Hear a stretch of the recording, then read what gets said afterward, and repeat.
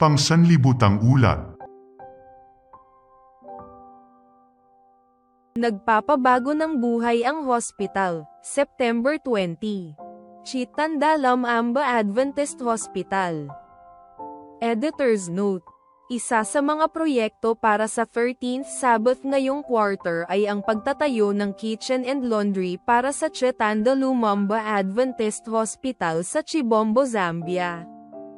Ang ospital ay ibinigay bilang donasyon sa Iglesia ng Seventh-day Adventist at binuksan noong taglagas ng 2023.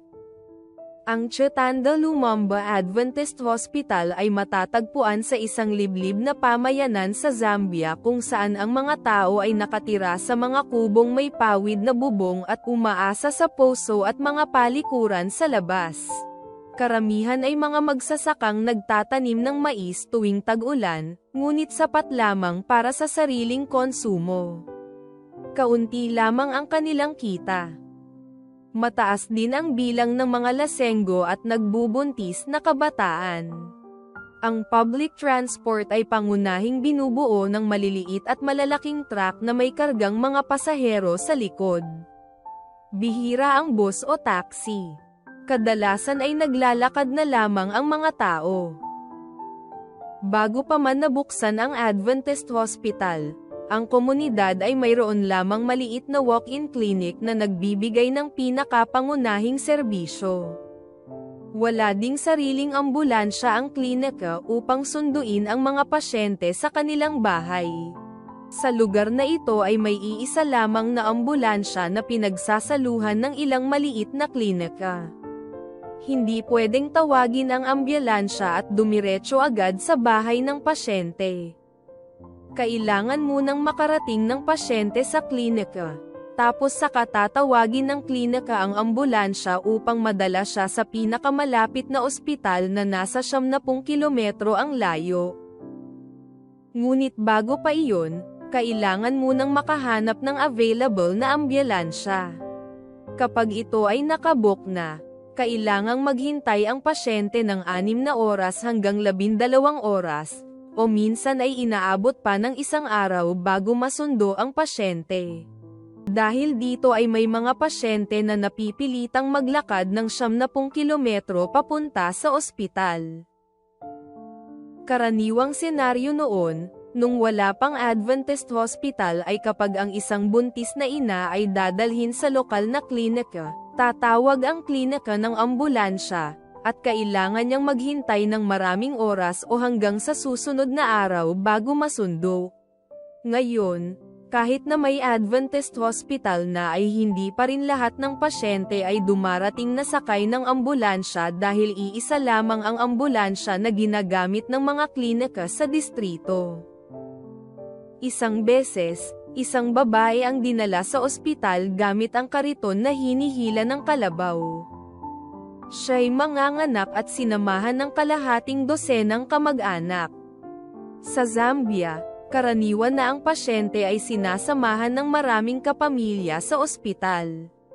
Nagpasalamat ang ina na bukas ang Adventist Hospital at may doktor na agad na nakaalalay.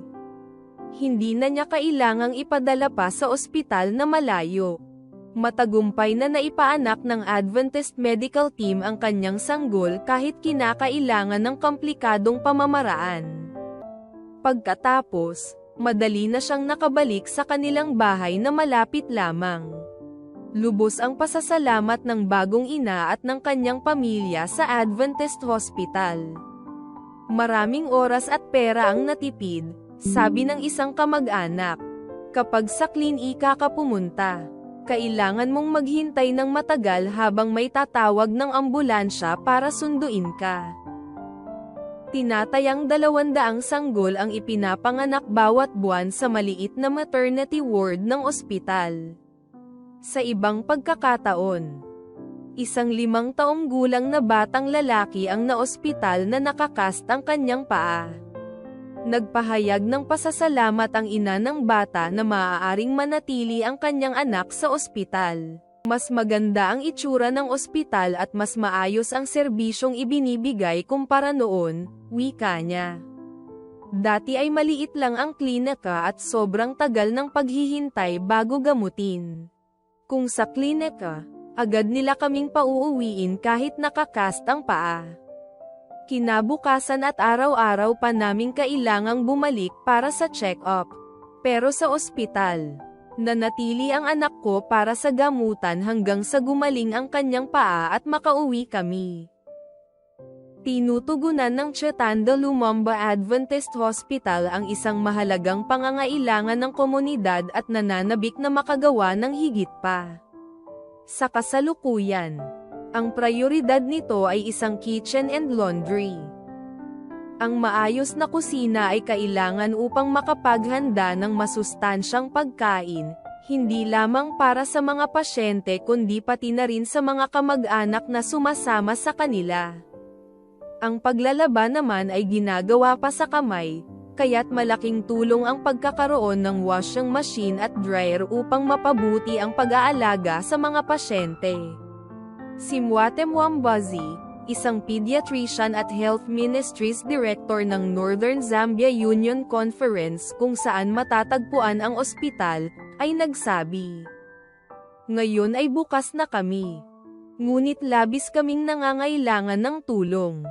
Ang inyong 13th Sabbath offering ay makatutulong upang maipatayo ang napakahalagang kitchen and laundry para sa Chetanda Lumumba Adventist Hospital sa Zambia. Maraming salamat po sa inyong planong masaganang handog sa darating na September 27.